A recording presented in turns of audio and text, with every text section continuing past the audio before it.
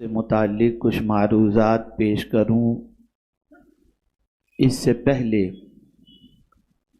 جیسا کہ آپ جانتے ہیں کہ آج کی گفتگو کا موضوع آرٹیفیشل انٹیلیجنس کی اصل، اس کے فائدے اور اس کے نقصانات سے متعلق ہے۔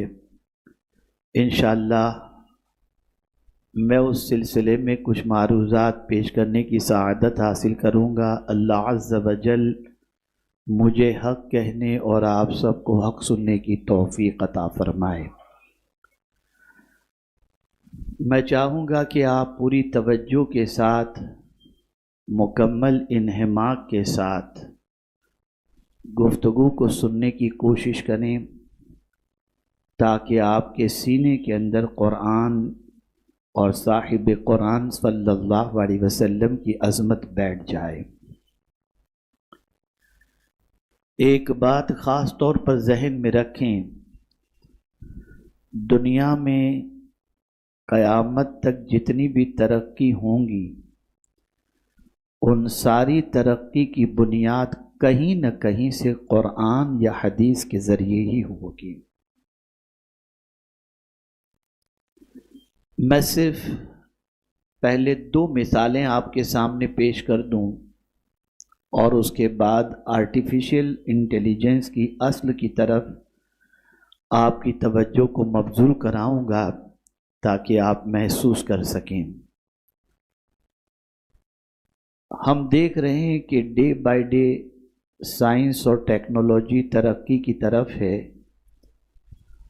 اور اس ترقی کے دور کے اندر ایسی چیزیں ایجاد ہو رہی ہیں کہ جس کے بارے میں انسان کبھی سوچ بھی نہیں سکتا تھا۔ مثال کے طور پر آپ اگر گزشتہ 100-200 سال پیچھے چلے جائیں تو اوپن ہارٹ سرجری کے حوالے سے کوئی کانسیپٹ یا کوئی چیز آپ کو نظر نہیں آتی ہوگی، لیکن ہم آج دیکھتے ہیں کہ ہارٹ کے پیشنٹ کا آپریشن جب ہوتا ہے تو اوپن ہارٹ سرجری ہوتی ہے، اور یہ اب کامن یہ چیز ہو چکی۔ سوال یہ پیدا ہوتا ہے کہ یہ خیال دنیا کے ماہر طب کو کیسے آیا، کہاں سے انہوں نے سیکھا اور اس کی اصل کہاں سے ہے؟ تو میرے پیارے آقا صلی اللہ علیہ وسلم کے پیارے دیوانوں، رسول رحمت صلی اللہ علیہ وسلم کو اللہ رب العزت جل جلالہ نے جب سفر معراج سے مشرف کرنا چاہا تو پہلے سرکار صلی اللہ علیہ وسلم کا شق صدر کیا، یعنی سینہ چاک کیا، اس میں سے کچھ نکالا گیا، کچھ رکھا گیا، اور پھر حضور صلی اللہ علیہ وسلم نے معراج کا سفر فرمایا۔ دنیا کو یقین ہو گیا کہ سینہ کھولا بھی جا سکتا ہے، کچھ نکالا بھی جا سکتا ہے، اور کچھ رکھا بھی جا سکتا ہے۔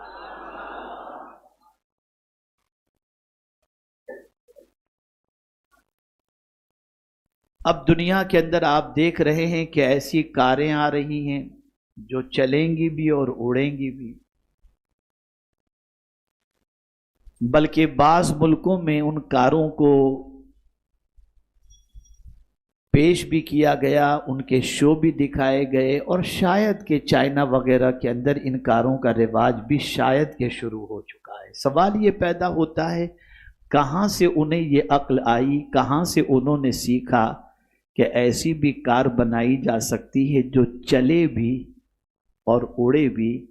تو ان کے سامنے مصطفیٰ جان رحمت صلی اللہ علیہ وسلم کے سفر معراج کا براق تھا کہ براق کی خوبی یہ تھی کہ وہ چلتا بھی تھا اور اڑتا بھی تھا۔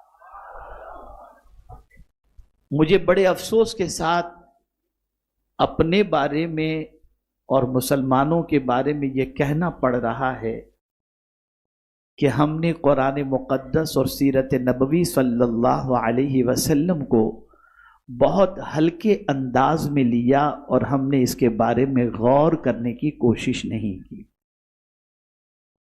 اور تحقیق کے میدان میں محنت کرنے والے بیس جب تلاش کرتے ہیں تو قرآن سے تلاش کرتے ہیں، حدیث مصطفیٰ صلی اللہ علیہ وسلم سے تلاش کرتے ہیں، اور پھر اس کے بعد محنت و مشقت کر کے انسانوں کے نفع کی کوئی چیز وجود میں لاتے ہیں اور انسان اس سے فائدہ اٹھاتا ہوا نظر آتا ہے۔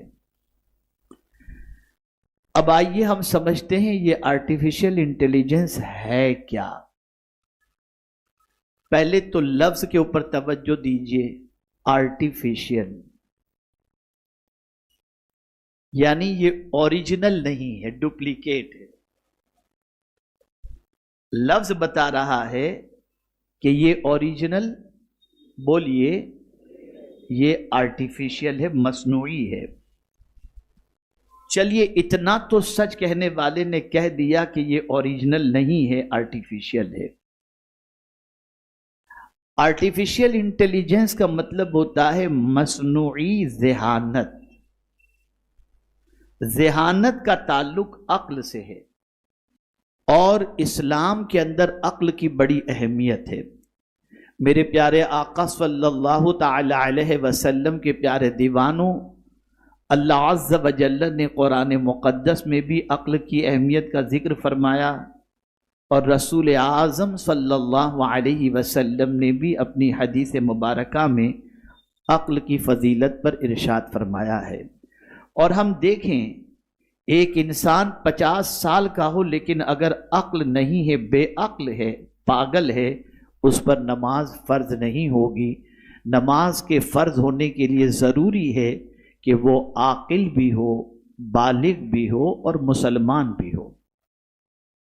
عبادت کو عقل کے ساتھ جوڑ کر عقل کے مقام کو واضح کر دیا گیا کہ عقل اسلام کے اندر کتنا اونچا مقام رکھتی ہے۔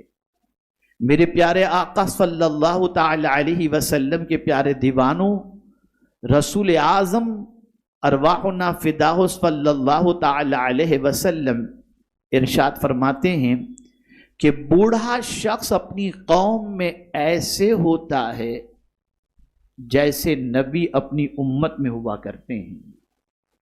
کیا وجہ ہے اس کی؟ کیا عبادت؟ کیا دولت؟ نہیں، وجہ اس کی سب سے بڑی یہ ہے کہ اس کے پاس تجربہ ہوتا ہے، اور وہ دنیا کے بہت سارے تجربوں سے واقف ہوا کرتا ہے، اور اس کے پاس وہ عقل ہوتی ہے جس کی وجہ سے تجربے کو اس نے حاصل کیا ہوتا ہے، جس کی بنیاد پر اللہ عز و جل کے پیارے حبیب صلی اللہ علیہ وسلم نے اس کے بارے میں یہ فرمایا۔ میرے پیارے آقا صلی اللہ تعالی علیہ وسلم کے پیارے دیوانوں، یہ عقل اتنی طاقتور چیز ہے انسان کے پاس کہ اگر آپ دیکھیں تو اسی عقل کی وجہ سے ہی ایک انسان جب کسی جانور کے پاس سے گزرتا ہے، اب وہ جانور چاہے شیر ہو، چاہے ہاتھی ہو، چاہے کتنا ہی بڑا جانور کیوں نہ ہو، تو جانور انسان کو دیکھ کر کے ڈرتا ہے، اس لیے کہ جانور طاقتور ہونے کے باوجود یہ جانتا ہے کہ اس کے پاس عقل ہے، اور وہ عقل کا استعمال کر کے میرا شکار بھی کر لے گا اور مجھے شکست بھی دے دے گا۔ میرے پیارے آقا صلی اللہ تعالی علیہ وسلم کے پیارے دیوانوں، رسول گرامی وقار صلی اللہ علیہ وسلم کی ذات بابرکت کے پاس کتنی عقل تھی؟ سارے انسانوں کی عقل ایک طرف رکھ دیں اور محمد عربی صلی اللہ علیہ وسلم کی عقل کا مقام سارے انسانوں کی عقل کے مقابلے میں بہت زیادہ ہے۔ میرے پیارے آقا صلی اللہ تعالی علیہ وسلم کے پیارے دیوانوں، آپ سمجھیں اللہ عز و جل کے نزدیک عقل کا مقام کیا ہے۔ اللہ تعالیٰ نے سب سے پہلے عقل کو پیدا فرمایا، پھر اس نے فرمایا آگے آ، تو وہ آگے ہو گئی، پھر فرمایا پیچھے جا، تو وہ پیچھے چلی گئی، پھر اللہ تعالیٰ نے فرمایا مجھے اپنی عزت و جلال کی قسم، میں نے کوئی مخلوق ایسی پیدا نہیں کی جو میرے نزدیک تجھ سے زیادہ معزز ہو۔ یہ عقل ہے۔ میرے پیارے آقا صلی اللہ تعالی علیہ وسلم کے پیارے دیوانوں حضرت انس بن مالک رضی اللہ تعالیٰ عنہ فرماتے ہیں کچھ لوگوں نے بارگاہ رسالت مآب صلی اللہ علیہ وسلم میں ایک شخص کی بہت زیادہ تعریف کی تو رسول اعظم صلی اللہ علیہ وسلم نے فرمایا اس کی عقل کیسی ہے؟ لوگوں نے عرض کی یا رسول اللہ صلی اللہ علیہ وسلم ہم آپ کے سامنے عبادت میں اس کی کوشش اور اس کی مختلف نیکیوں کا تذکرہ کر رہے ہیں اور آپ ہم سے ان کی عقل کے بارے میں استفسار فرما رہے ہیں۔ تو حضور صلی اللہ علیہ وسلم نے فرمایا بے وقوف اپنی جہالت کی وجہ سے بدکار سے زیادہ برائی کر لیتا ہے اور کل بروز قیامت بارگاہ رب العلا میں قرب کے درجات پر لوگ اور کل بروز قیامت بارگاہ رب العلا میں قرب کے درجات پر لوگ اپنی عقلوں کے مطابق فائز ہوں گے۔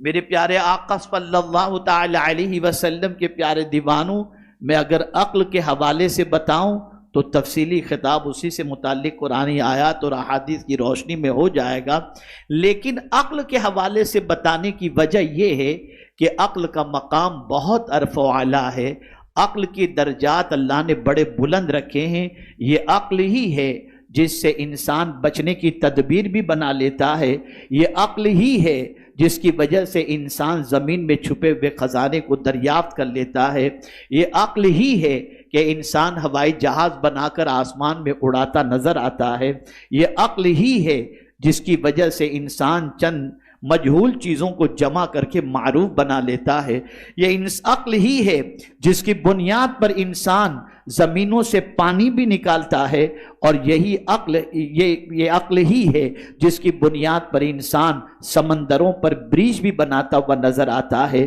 یہ سارے کرشمات عقل ہی کے ہیں، عقل ہی کی بنیاد پر انسان دنیا میں معزز ہوتا ہے، عقل ہی کی بنیاد پر انسان علم حاصل کرتا ہے، عقل ہی کی بنیاد پر انسان اپنا مقام پاتا ہے، عقل ہی کی بنیاد پر انسان کو اونچا درجہ نصیب ہوا کرتا ہے۔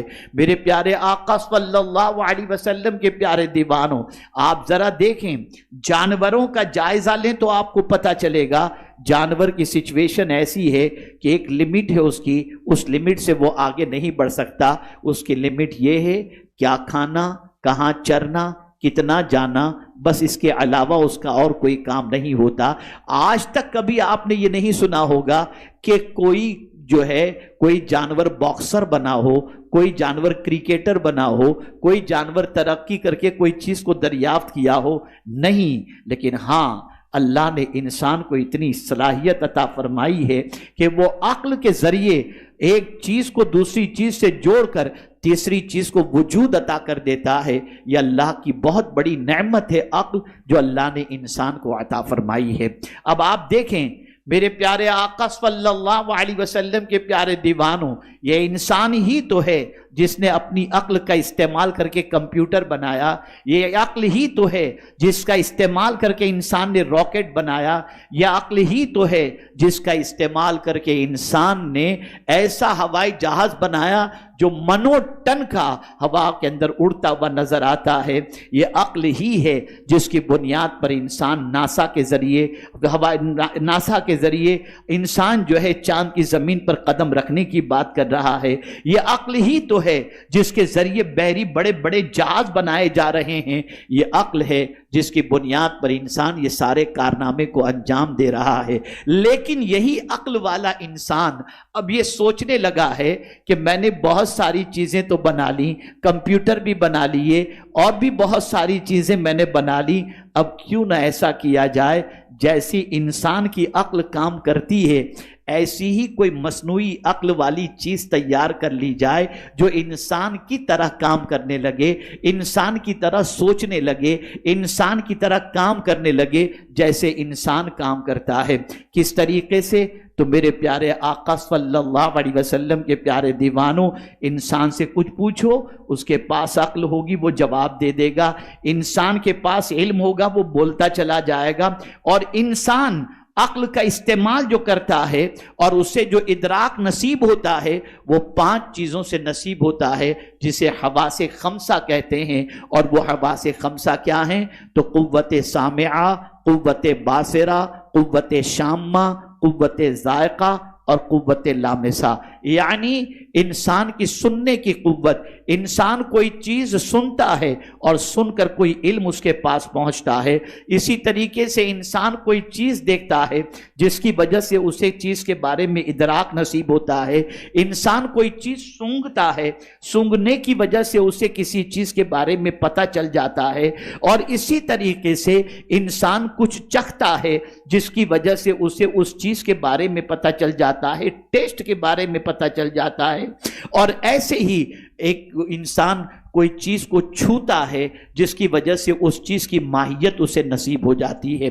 میرے پیارے آقا صلی اللہ تعالی علیہ وسلم کے پیارے دیوانوں، اب یہ آرٹیفیشل انٹیلیجنس کیا ہے؟ یہ ایک مشین ہے. اس مشین کے اندر بہت ساری چیزوں کو فٹ کر دیا جاتا ہے، اور اس فٹ کی ہوئی چیزوں کو جب انسان اس سے پوچھتا ہے تو وہ بتاتا نظر آتا ہے. وہ اسی طریقے سے بتاتا ہوا نظر آتا ہے جو کچھ اس کے اندر فٹ کیا گیا. یہ مصنوعی ذہانت ہے. ایسے ہی ٹچ کرو تو جس طریقے سے ٹچ کے ذریعے انسان کی عقل متحرک ہو جاتی ہے اور انسان کو پتہ چل جاتا ہے، ایسے ہی وہ مشین ہے. اس مشین کو ٹچ کرو گے تو ٹچ کی بنیاد پر اسے سمجھ میں آ جائے گا. میرے پیارے آقا صلی اللہ علیہ وسلم کے پیارے دیوانوں، یہ ایک ایسا مشین اور ایک ایسا روبوٹ ہے، اس کے اندر ساری معلومات جمع کر دی گئی ہیں، جن معلومات کے ذریعے انسان جو جو چاہے گا، جو جو پوچھے گا، جو جو سمجھنا چاہے گا، اس کے اندر سے وہ معلومات اسے ملتی چلی جائیں گی، چاہے کسی بھی قسم کی معلومات ہو. اتنا ذہین مشین بنا دیا گیا. لیکن یاد رکھیں، میرے ذہن میں یہ بات آئی، ذرا میں یہ سمجھوں تو صحیح کہ یہ آرٹیفیشل انٹیلیجنس، یہ مصنوعی ذہانت، اس کا خیال آیا کہاں سے؟ اس کے اندر یہ ساری چیزوں کو رکھنے کا تصور آیا کہاں سے؟ تو مجھے معن اللہ کی کتاب یاد آ گئی، اور اللہ کی کتاب کی ایک آیت یاد آ گئی. اللہ عز و جل نے جب حضرت آدم علیہ السلام کی تخلیق فرمائی تو تخلیق فرماتے ہی پروردگار نے حضرت آدم کو ہر چیز کا علم سکھا دیا. وَعَلَّمَ آدَمَ الْأَسْمَاءَ كُلَّهَا، یعنی آدم علیہ السلام میں اللہ نے ساری چیزوں کے نام کا علم بھر دیا. تو دنیا نے جب دیکھا کہ کوئی چیز بھری بھی جا سکتی ہے، کوئی چیز بھری بھی جا سکتی ہے اور اس سے فائدہ اٹھایا بھی جا سکتا ہے، یہ قرآن کی آیت کے ذریعے ان کے ذہن میں یہ بات آئی. نتیجتاً انہوں نے ایسا مشین تیار کیا. لیکن میرے پیارے آقا صلی اللہ علیہ وسلم کے پیارے دیوانوں، یہ بات اچھی طریقے سے ذہن میں رکھیں. وہاں سے ملنے والی ہر بات صحیح ہے یا غلط، اس کو آپ کو نہیں سمجھ میں آئے گا اگر ہم نے اس کی طرف توجہ دی اور ہمارے ہر مسئلے کا حل ہم نے آرٹیفیشل انٹیلیجنس کے ذریعے حل کرنا شروع کیا. ہم سکسیس نہیں ہو سکتے، ہم کامیاب نہیں ہو سکتے. ہاں، دنیاوی امور کے سلسلے میں، سائنس کے سلسلے میں، ٹیکنالوجی کے سلسلے میں، دیگر کاموں کے سلسلے میں اگر ہم نے آرٹیفیشل انٹیلیجنس کا سہارا لیا، ہو سکتا ہے ہمارے کام میں آسانیاں پیدا ہو جائیں، ہمارے کام میں جلدی ہو جائے. جو کام 15 دن میں ہونے والا تھا وہ 5 دن کے اندر ہو جائے، 2 دن میں ہو جائے. یہ تو ممکن ہے. لیکن اگر ہم نے دین سیکھنے کے لیے آرٹیفیشل انٹیلیجنس کا سہارا لیا تو بھٹک جاؤ گے، تباہ ہو جاؤ گے، برباد ہو جاؤ گے. اس لیے کہ اس کے اندر وہی رکھا گیا ہے، اور جو رکھا گیا ہے وہی اس میں سے آئے گا.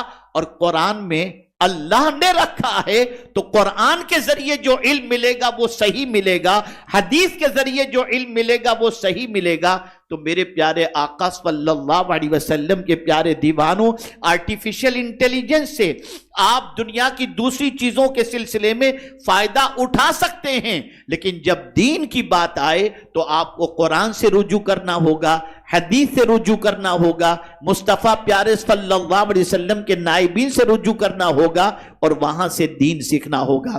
ایک بات بڑی تیزی سے پھیل رہی ہے یوٹیوب پر اور دنیا کے اندر، اب تو کیا بتایا جائے، پہلے بھی یہ چلا تھا کہ جب کمپیوٹر آیا تب بھی یہ بات چلی تھی کہ روزیاں ختم ہو جائیں گی، جاب ختم ہو جائیں گے، اور انسان آہستہ آہستہ ڈھلتا چلا گیا، نہ جاب ختم ہوا نہ کوئی چیز۔ آپ کو میں سمجھاؤں، میرے پیارے آقا صلی اللہ تعالی علیہ وسلم کے پیارے دیوانوں، قرآن کی نظر میں اپنے جاب کے بارے میں، اپنی روزی کے بارے میں، اپنے رزق کے بارے میں سمجھنے کی کوشش کریں۔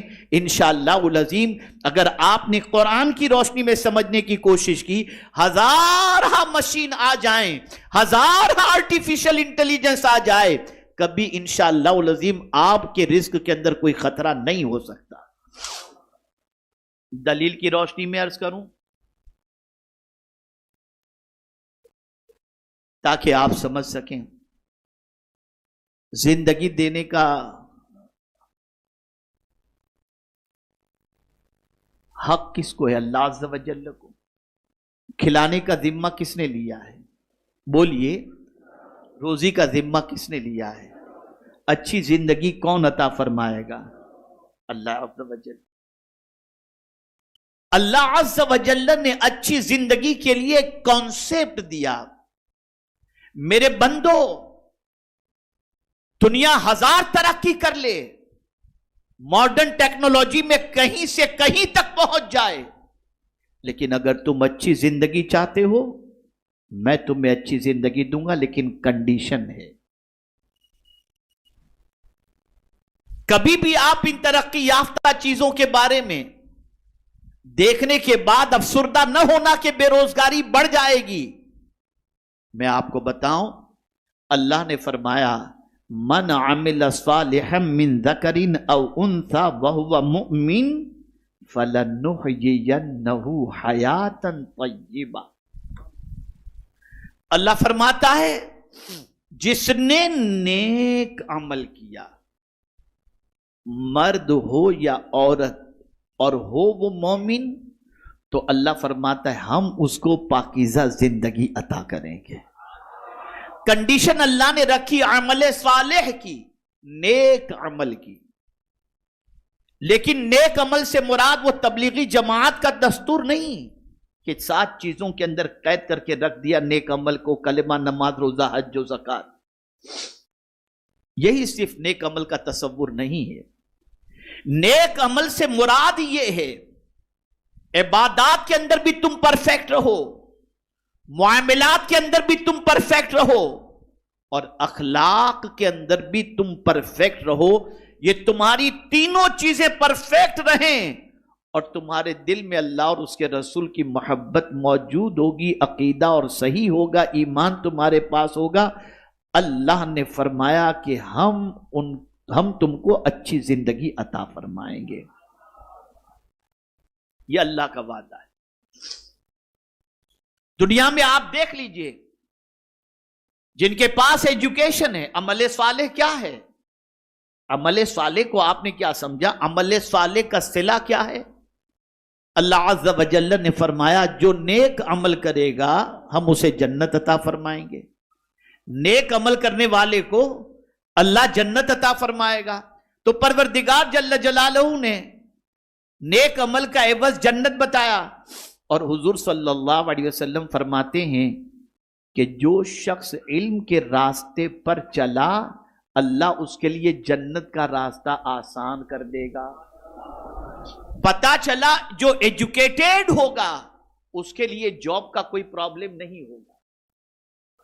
جو علم کی طرف محنت کرے گا، اپنے آپ کو اپ گریڈ کرے گا، اپنے آپ کو تعلیم کے زیور سے آراستہ کرے گا، زمانے کے تقاضوں کو سامنے رکھتے ہوئے اپنے آپ کو موجودہ دور کے اندر علم سے لیس کرے گا، انشاءاللہ العظیم کبھی اسے جاب کا یا اسے رزق کا کوئی پرابلم نہیں ہوگا۔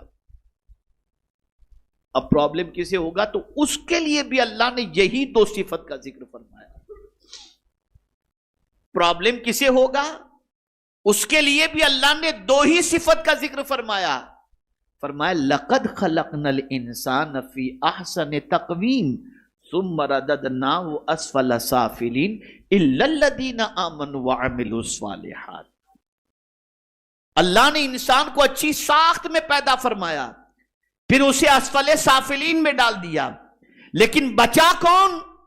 جو نیک عمل کرتا رہا اور ایمان والا رہا. اللہ عز وجل اسے اسفل سافلین کا شکار نہیں فرمائے گا. پتہ یہ چلا جاب کا پرابلم آنے والے دنوں میں اس کو ہوگا جس کی زندگی نیکیوں سے خالی ہوگی، علم سے خالی ہوگی، عمل صالح سے خالی ہوگی. میرے پیارے آقا صلی اللہ تعالی علیہ وسلم کے پیارے دیوانوں، اب آپ دیکھیں اللہ عز و جل نے اپنی شان بیان فرمائی. اللہ خالق کل شیء، اللہ نے ہر چیز کو پیدا فرمایا. دیکھیے سائنس ترقی کر رہی ہے، ماڈرن ٹیکنالوجی کا دور ہے، نئی نئی چیزیں ایجاد ہو رہی ہیں، سہولتوں کا سلسلہ بڑھتا جا رہا ہے. آپ ذرا سوچیں، کل تک انسان کمپیوٹر کے ذریعے، کل تک انسان کیلکولیٹر کے ذریعے حساب کیا کرتا تھا، اب بڑی آسانی کے ساتھ سیری کے ذریعے بولتا ہے، اس کا حساب سامنے آ جاتا ہے. یہ ساری چیزیں ہو رہی ہیں، لیکن میرے پیارے آقا صلی اللہ علیہ وسلم کے پیارے دیوانوں، دنیا کا انسان کتنی بھی چیزیں بنا لے، لیکن ہزارہ چیزوں کو بنانے کے باوجود وہ آرٹیفیشل کی آرٹیفیشل ہی رہے گی، کبھی اوریجنل ہو ہی نہیں سکتی. اور وہ کمال جو قدرت نے پیدا فرمایا ہے اپنی چیزوں کے اندر، وہ کمال کوئی انسان کبھی پیدا کر ہی نہیں سکتا. دلیل بتاؤں، دلیل بتاؤں. صدیاں گزر گئیں، صدیاں گزر گئیں،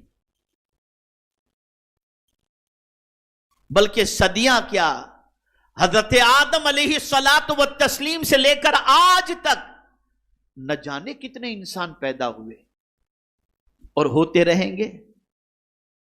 لیکن قربان میرے رب کی عظمت پر، چیلنج کے ساتھ کہہ رہا ہوں، قربان میرے رب کی عظمت پر، ہر پیدا ہونے والے کی انگلیوں کے پور دوسرے پیدا ہونے والے سے مختلف ہی ملیں گے، سملر مل ہی نہیں سکتے، مل ہی نہیں سکتے.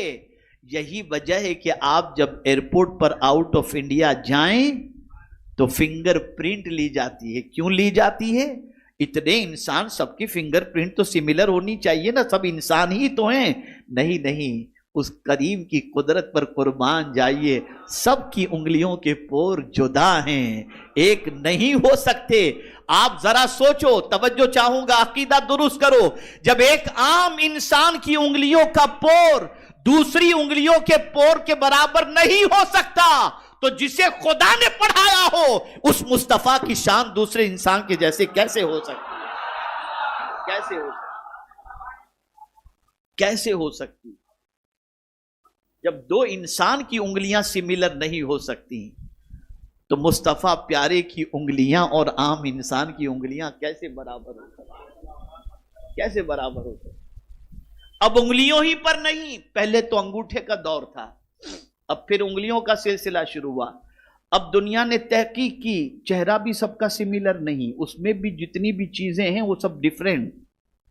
اسی لیے آپ دیکھیے اب ایئرپورٹ کے اوپر ڈی جی یاترا شروع ہو گیا، دبئی کے اندر اسمارٹ گیٹ شروع ہو گیا. کچھ نہیں کرنا آپ کو، خالی آپ کو اس کے سامنے کیمرے کے سامنے کھڑا رہنا ہے. آپ کی تصویر جیسے ہی آئی، دروازہ کھل گیا، آپ چلے جائیں. یا اللہ تیری قدرت پر قربان،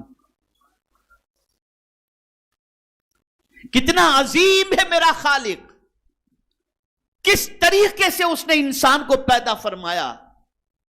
میرے پیارے آقا صلی اللہ تعالی علیہ وسلم کے پیارے دیوانوں، جس طریقے سے میرے خالق کی پیدا کردہ چیزوں کی برابری دنیا کی کوئی آرٹیفیشل انٹیلیجنس نہیں کر سکتی، ایسے ہی میرا چیلنج ہے. آج گروک کا دور چل رہا ہے، آج آرٹیفیشل انٹیلیجنس کا دور چل رہا ہے، آج چیٹ جی پی ٹی کا دور چل رہا ہے. ایسے لکھانا ہو کہہ دیجئے وہ لکھ کر دے دے گا. آپ کو لیٹر کہنا ہے بول دیجئے وہ بنا کے دے دے گا. کچھ بھی پوچھ لیجئے جواب دے دے گا. میرا چیلنج ہے پوچھ لو گروک سے بھی, پوچھ لو چیٹ جی پی ٹی سے بھی, اور پوچھ لو سب سے. اگر تم میں طاقت ہو تو قرآن کی ایک آیت جیسی آیت بنا کر بتا دو. یہ چیلنج کل بھی تھا اور یہ چیلنج آج بھی ہے. قیامت تک 1000 آرٹیفیشل انٹیلیجنس آ جائے اور دنیا کا جتنا جدید نظام آ جائے, لیکن میرے رب کی کتاب کی ایک آیت جیسی آیت دنیا کے سارے سائنٹسٹ مل کر کے نہیں بنا سکتے.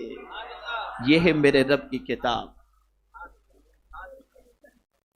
یہ میرے پروردگار جل جلالہ کی کتاب ہے.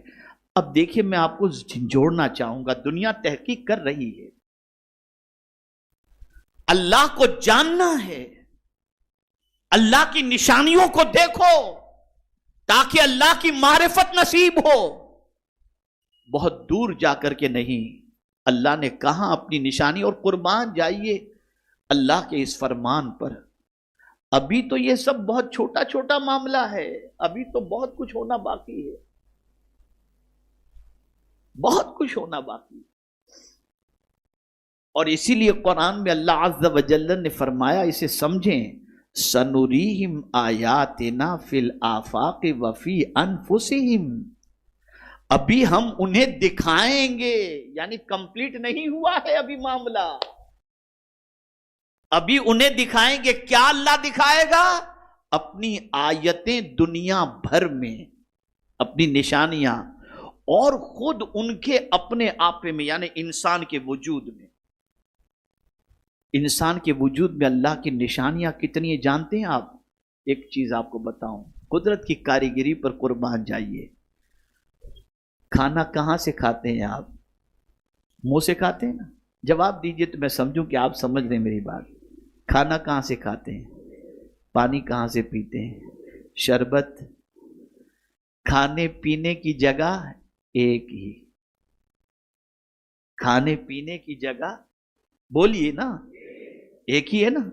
منہ ہی سے کھاتے ہیں اور منہ ہی سے پیتے ہیں. مفسرین فرماتے ہیں اس کے بارے میں, آدمی کھاتا بھی ہے منہ سے, پیتا بھی ہے منہ سے, لیکن نکلنے کی جگہ اللہ نے دو رکھی ہے. ایک پیشاب کے ذریعے, ایک پاخانے کے ذریعے, دونوں جگہ اللہ نے الگ الگ رکھی ہے. اور اس کی اتنی حکمتیں مفسرین نے بیان فرمائی کہ آپ کی عقل دنگ رہ جائے. کیا قدرت کا نظام. دو پانی کے سمجھ لیجئے کہ قطرے ہیں جو یہ ہماری آنکھ کے اندر ہیں, لیکن آپ مجھے بتائیے اللہ عز و جل نے ان آنکھوں کے اندر کتنی طاقت رکھی ہے کہ ہم زمین پر کھڑے رہ کر آسمان کو جو 500 سال کی مسافت پر ہے, زمین پر رہ کر کے ہم اسے دیکھ رہے ہیں. یہ دیکھنے کی طاقت کس نے عطا فرمائی ہے؟ اللہ عز و جل نے. قرآن کہتا ہے ہم انہیں دکھائیں گے, اللہ فرما رہا ہے. دنیا دیکھ رہی ہے, سائنٹسٹ ریسرچ کر رہے ہیں, ایک ایک پور پر ریسرچ ہو رہا ہے, آنکھوں کی پتلیوں پر ریسرچ ہو رہا ہے, کان کے سلسلے میں ریسرچ ہو رہا ہے, ایک ایک چیز پر ریسرچ کر رہا ہے.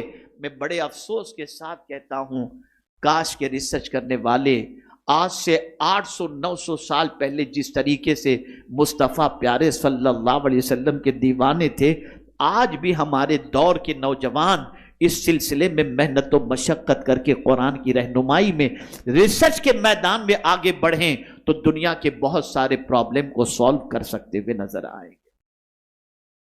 میرے پیارے آقا صلی اللہ تعالی علیہ وسلم کے پیارے دیوانوں, آپ ذرا دیکھیں, اللہ عز و جل اس کے پیارے حبیب صلی اللہ تعالی علیہ وسلم کے واسطے سے ہمیں قرآن عطا فرمایا. اب اسی طریقے سے آپ سمجھنے کی کوشش کریں. آئیے, یہ پورا نظام جو چلتا ہے, پورا نظام, اس جتنا بھی آج سیٹلائٹ کا نظام کہیے, اور اسی کے ساتھ ساتھ آپ انٹرنیٹ کا نظام کہیے, ٹیلی فون کا نظام کہیے, موبائل کا نظام کہیے, جو بھی چلتا ہے, ان ساری چیزوں کے اندر جو چیز استعمال میں آتی ہے وہ ہے اسپیس. زمین اور آسمان کے درمیان جو گیپ ہے نا، وہ گیپ کے ذریعے، اس کے ذریعے یہ سارا نظام چل رہا ہے.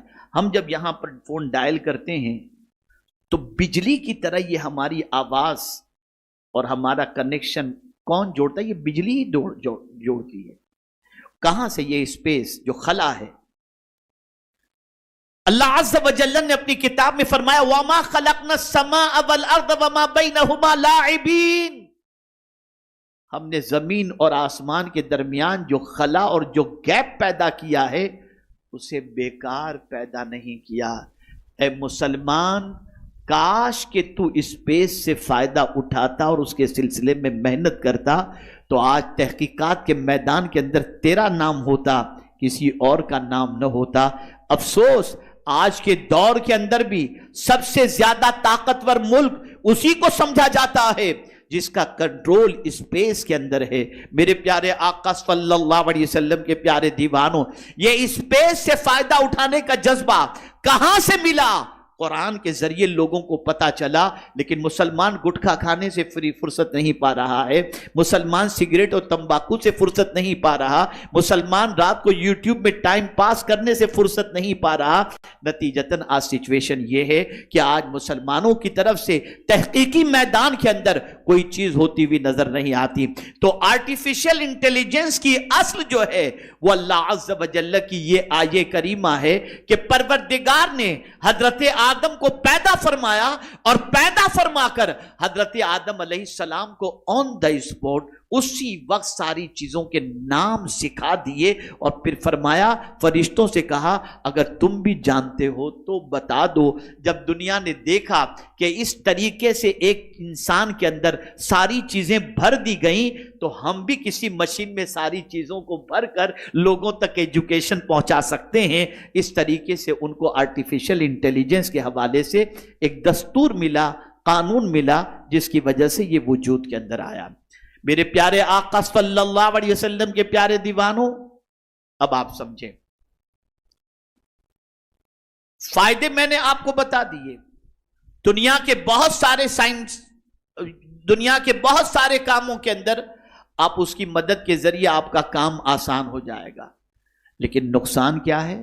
آج آپ دیکھ رہے ہیں کہ انسان بڑا مصروف ہو گیا، واٹس ایپ کے اندر، یوٹیوب کے اندر، اور جتنی مصروفیت، توجہ چاہوں گا، نقصان کی طرف توجہ دلا رہا ہوں، جتنا انسان اس میں مصروف ہوتا گیا اتنا وہ اللہ عز و جل سے دور اور طبیعت کے اندر اس کی بے قراری اور اضطراب بڑھتا چلا گیا.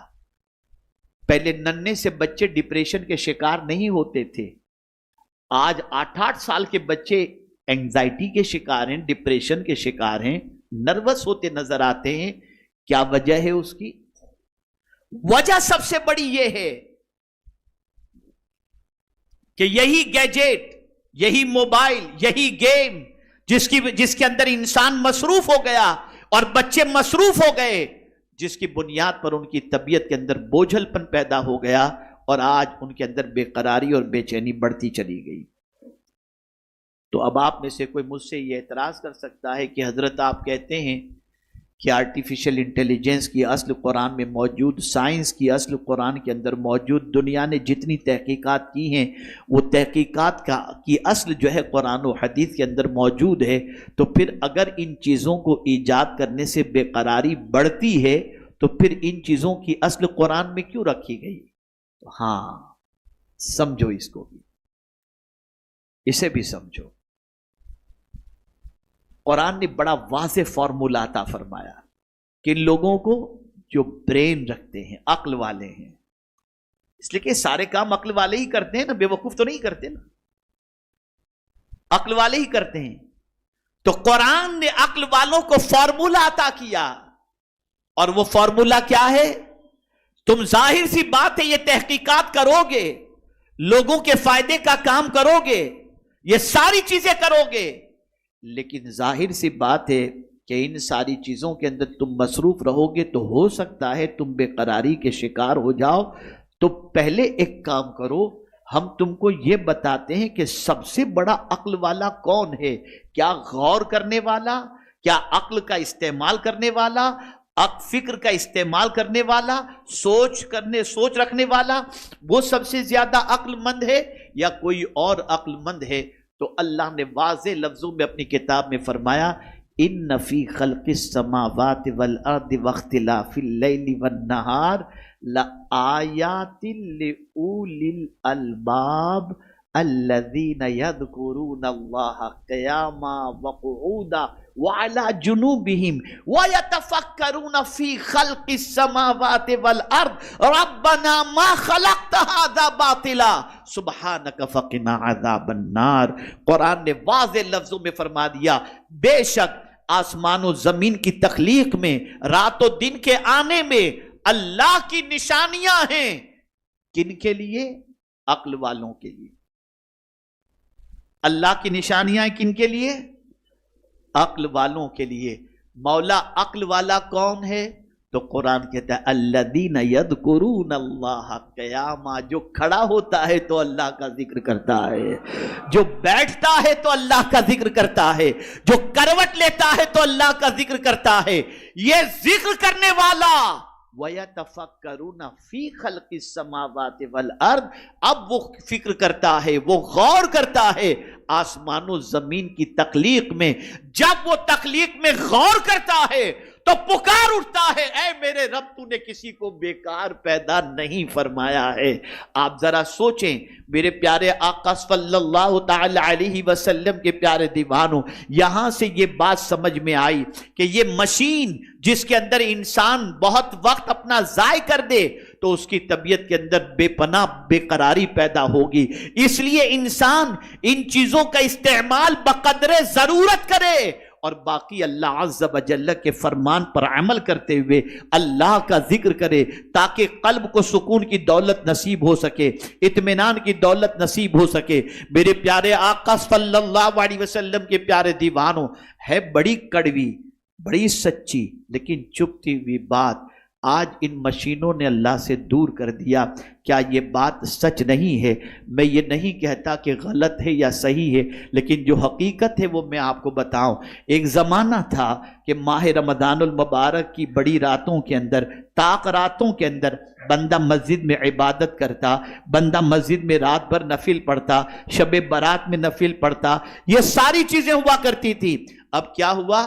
یوٹیوب پر پروگرام چل رہا ہے، آدمی گھر بیٹھے لیٹے لیٹے سارے پروگرام سے انجوائے کر رہا ہے، نہ ذکر کر رہا ہے، نہ تلاوت کر رہا ہے، نہ کچھ کر رہا ہے۔ میں یہ نہیں کہتا اس ذکر کو سننے کا کوئی فائدہ نہیں، لیکن ایک بات ضرور اپنی جگہ پر ہے کہ جو بیٹھ کر قرآن پڑھنا اور کھڑے رہ کر نماز پڑھنے کا فائدہ ہے، اس فائدے کو کوئی احاطہ کر ہی نہیں سکتا۔ لیکن آپ دیکھیں ان ساری چیزوں کی وجہ سے آج انسان کی پوزیشن کیا ہوئی، اور ڈاکٹر اقبال کو پہلے ہی معلوم تھا کہ دل کو جو ہے نا یہ چیزیں مار دیں گی۔ یہ مشین جتنے بھی، یعنی آپ آرٹیفیشل انٹیلیجنس کہہ دیں، موبائل کہہ دیں، یوٹیوب کہہ دیں، جتنے بھی آپ کو مشین نظر آئیں گے نا، یہ سب کے سب دل کی موت ہیں۔ ہے دل کے لیے موت مشینوں کی حکومت، استعمال نہیں، مشینوں کی حکومت کہا، استعمال آپ کریں، لیکن اس کی حکومت آپ پر اتنی ہو جائے کہ آپ اس کے بغیر جی نہ سکے، یہی آپ کی زندگی میں رچ بس جائے، ایک منٹ اس کے لیے اس کے بغیر جینا مشکل ہو جائے، اتنا وہ آپ کو کیپچر کر لے۔ تو ڈاکٹر اقبال کہتا ہے دل کے لیے موت مشینوں کی حکومت، احساس و مروت کو کچل دیتے ہیں آلات، کہ یہ آلات وہ ہیں جو احساس بھی ختم کر دیتے ہیں، مروت بھی ختم کر دیتے ہیں۔ آج ہم دیکھتے ہیں سامنے بیٹھے ہوئے انسان سے بات کرنا ہو تو اس سے بات کرنے میں وقت لگ جاتا ہے، لیکن موبائل پر اگر کسی کا فون آ گیا ہم اس سے کافی دیر تک بات کرتے رہتے ہیں، اور سامنے والے کی مروت ہمیں کچھ ہوتی ہی نہیں، وہ بیچارہ بے وقوف کی طرح کب سے بیٹھا ہوتا ہے۔ اب آئیے آخری بات، جو میں نے امریکہ کے اندر آرٹیفیشل انٹیلیجنس سے متعلق کچھ نوجوانوں نے اپنا خدشہ ظاہر کیا تھا، اسی خدشے کو میں آپ کے سامنے رکھ دوں جو میں نے جواب دیا تھا. کچھ نوجوان آئے اور انہوں نے مجھ سے کہا کہ حضرت آرٹیفیشل انٹیلیجنس کی وجہ سے جاب خطرے میں پڑ جائیں گے, بے روزگاری بڑھ جائے گی. انسان کی ضرورت, یہ بڑا خطرناک لفظ لے کر کے آدمی آتا ہے, اور یوٹیوب پر بھی آپ کو یہی ملے گا, انسان کی ویلیو ختم ہو جائے گی. انسان کی ویلیو کبھی ختم نہیں ہو سکتی. آئیے میں آپ کو سمجھاؤں. میں نے جو ان کو سمجھایا تھا, میں نے کہا آپ مساج والی چیئر اپنے گھر میں رکھیں, تھکے ہوئے نا, 4-4.5 لاکھ روپے کی چیئر ہے, وہ بیٹھ جائیں گے تو سر کا مساج بھی اس پہ ہو رہا ہے, ہاتھ کا مساج بھی ہو رہا ہے. اب تو ایئرپورٹ کے اوپر 500-700 روپے دے کر 20-25 منٹ آپ مساج کروا لیجئے اس میں چیئر پر بیٹھ کر, تو آپ کا کام ہو گیا. میں نے کہا سن لو, غور سے سنیے گا. میں نے کہا ایک مساج چیئر 4.5 لاکھ روپے کی, 2 لاکھ کی, 1.5 لاکھ کی خرید کر آپ اس پر مساج کرائیں, ہو سکتا ہے نیند آئے بھی نہ بھی آئے, فریش ہوں نہ بھی ہوں, لیکن میں پورے یقین کے ساتھ کہتا ہوں انسان کی ضرورت کبھی ختم نہیں ہوگی. آپ تھک کر کے گھر پر پہنچیں, ماں کی گود میں سر رکھ دیں اور ماں آپ کے بالوں میں صرف انگلیاں پھرانا شروع کر دے, آپ کو سکون کی نیند آ جائے گی. مشین وہ محبت کہاں سے لا سکتا ہے جو ماں کے ہاتھوں کے اندر موجود ہے؟ کہاں سے یہ لائے گا؟ اے رسول اعظم صلی اللہ علیہ وسلم کے دیوانوں, آج کے دور کے اندر اگر دیکھا جائے تو پوری دنیا ہی آرٹیفیشل ہو چکی ہے. اب کیا اوریجنل رہ گیا ہے؟ یہ کہتے آرٹیفیشل انٹیلیجنس, تو میں کہتا ہوں اب تو مسکراہٹیں بھی آرٹیفیشل ہو گئیں, جنازے میں شرکت بھی آرٹیفیشل ہو گیا, بیماروں کی عیادت بھی آرٹیفیشل ہو گئی, شادی میں شرکت بھی آرٹیفیشل ہو گئی. اگر میں یہ کہوں تو غلط نہ ہوگا, اب اگر اوریجنل کوئی چیز ہے تو صرف موت ہے, وہ آرٹیفیشل نہیں. تو عرض کرنے کا منشا یہ ہے کہ آپ قرآن مقدس سے قریب ہوں, احادیث نبویہ صلی اللہ علیہ وسلم سے قریب ہوں, اور اس میں موجود گوشوں کو دیکھیں.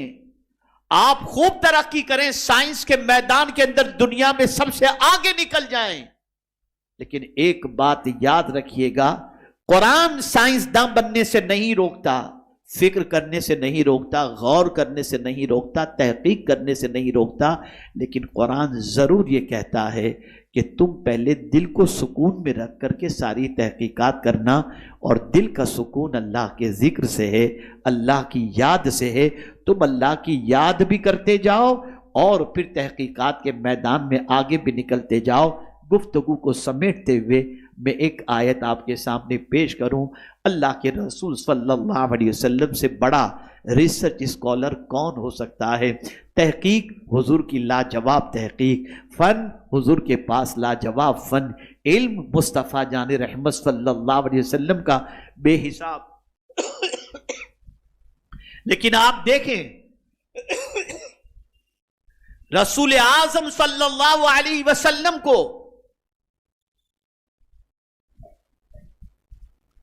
جب پہلی بار پڑھنے کا حکم دیا گیا, نہیں پڑھے. جب کہا گیا اقرا ما انا بقاری, میں پڑھنے والا نہیں ہوں. علم حاصل کرنے کی بات تھی, پڑھنے کی بات تھی. سرکار صلی اللہ علیہ وسلم نے فرمایا ما انا بقاری. توجہ چاہوں گا, جملہ طلبہ کو یہ بات ذہن کے اندر رکھنی ہے, اسکول کے بھی طلبہ اور دینی اداروں کے بھی طلبہ خاص طور پر, اور ریسرچ کے میدان میں کام کرنے والے. آج بہت سارے یہاں پر ہمارے پروفیشنل حضرات بھی موجود ہیں, غور سے سنیں. اللہ نے حضور سے فرمایا اقرا, پڑھو. سرکار نے عرض کیا ما انا بقاری, میں پڑھنے والا نہیں. لیکن پھر کب پڑھے حضور؟ ہر پڑھنے والے کو حضور نے ذہن دیا. جب کہنے والے نے کہا اقرا بسم ربک الذی خلق, اپنے رب کے نام سے پڑھیے. جب رب کا نام آیا تو حضور نے پڑھنا شروع کر دیا، اس لیے کہ رب کا نام دل کو سکون عطا کرتا ہے، رب کا نام دل کو قرار عطا کرتا ہے. سائنس کے میدان میں، آرٹیفیشل انٹیلیجنس کے اندر آپ خوب ترقی کرو، خوب محنت کرو، لیکن خبردار دین چھوڑ کر کے نہیں، اللہ عز و جل کا ذکر چھوڑ کر کے نہیں. انشاءاللہ آپ دین کو پکڑ کے اللہ کا ذکر کرتے ہوئے، اللہ کی کتاب سے رہنمائی حاصل کرتے ہوئے جب آپ آگے بڑھیں گے تو انشاءاللہ العظیم آپ کوئی ایسی چیز تیار نہیں کریں گے جس کی بنیاد پر انسان کی تباہی ہو، انسان کے فائدے ہی کا کام کرتے ہوئے نظر آئیں گے. مجھ جیسا کم علم بہت زیادہ تو کچھ نہیں کہہ سکتا، چھوٹی سی معلومات اپنے اعتبار سے اکٹھا کر کے کچھ آپ کے ذہن تک پہنچانے کی میں نے کوشش کی. اللہ تعالیٰ آقا کریم صلی اللہ علیہ وسلم کے صدق و طفیل مجھے، آپ کو، سب کو اللہ اور اس کے رسول کے ارشادات پر عمل کرنے کی توفیق عطا فرمائے. اور